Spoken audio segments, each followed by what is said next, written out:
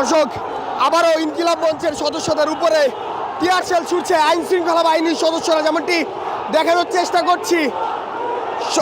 বিকেলে দফায় দফায় সংঘর্ষের পর শাহবাগ ব্লকেট করেন ইনকিলাব মঞ্চের সদস্যরা এবং আবারও কিন্তু সেই অবরোধ থেকে যমুনা অভিমুখে যাওয়ার চেষ্টা করছিলেন তারা, এবং দফায় দফায় হোটেল ইন্টারকন্টিনেন্টালের সামনে আবারও কিন্তু সাউন্ড গ্রেনেড নিক্ষেপ করছে আইন শৃঙ্খলা বাহিনীর সদস্যরা। দফায় দফায় সাউন্ড গ্রেনেড কিন্তু নিক্ষেপ করছে আইন শৃঙ্খলা বাহিনীর সদস্যরা। একটু বলে রাখতে চাই, বেশ উত্তাল পরিস্থিতি কিন্তু সৃষ্টি হয়েছে এই মুহূর্তে এই শাহবাগ এলাকায়। যেমনটি দেখছেন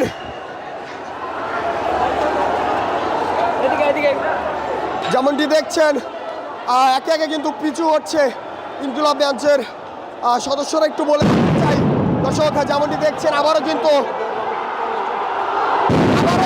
দফায় দফায় নিক্ষেপ করছেন ইনকিলাব মঞ্চের সদস্যদের উপরে আইন শৃঙ্খলা বাহিনীর সদস্যরা। দর্শক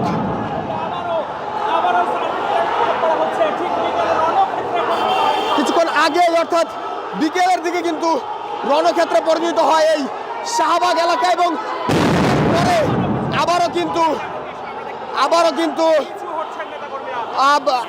ইনকিলাব মঞ্চের সদস্যদের উদ্দেশ্য করে মুহুর্মুহুর সাউন্ড গ্রেনেড নিক্ষেপ করছেন আইন শৃঙ্খলা বাহিনীর সদস্যরা। একটু বলে রাখতে চাই, শাহবাগ মোড় কিন্তু অবরোধ করছিলেন ইনকিলাব মঞ্চের সদস্যরা তাসনিম জুমা এবং আব্দুল্লাহ আল জাবেরের উপর হামলার প্রতিবাদে। সেখান থেকে আবারও কিন্তু যমুনা অভিমুখে যান তারা, এবং সেখানে আইন শৃঙ্খলা বাহিনীর সদস্য যারা রয়েছেন তারা কিন্তু একের পর এক সাউন্ড গ্রেনেড নিক্ষেপ করছেন এবং পিছু হটে আবারও ঐক্যবদ্ধ হয়ে কিন্তু যমুনার দিকে যাওয়ার চেষ্টা করছেন ইনকিলাব মঞ্চের সদস্যরা। একটু বলে রাখতে চাই,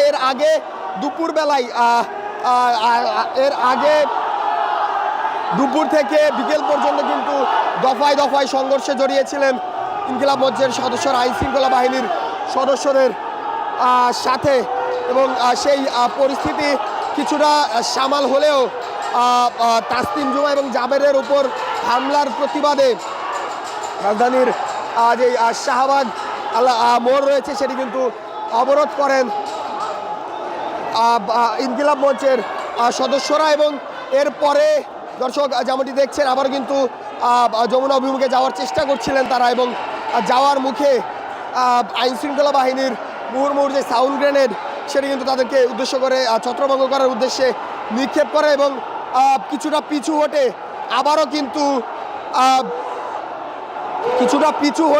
কিন্তু যমুনা অভিমুখে যাওয়ার চেষ্টা করছেন ইনকিলাব মঞ্চের সদস্যরা।